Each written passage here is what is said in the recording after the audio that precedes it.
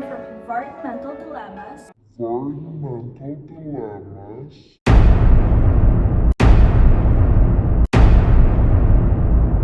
As a student, we will be the one taking responsibility to fix what generations before us neglected. we should think about the possible result of our action on the environment for us to make a solution.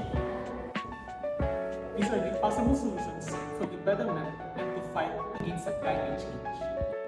Help others understand the importance and value of our natural resources. Shop wisely. Buy less plastic and use reusable shopping bags. Use long-lasting light bulbs.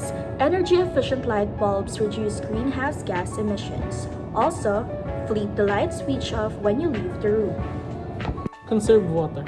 The less water you use, the less runoff and wastewater that eventually end up in the ocean.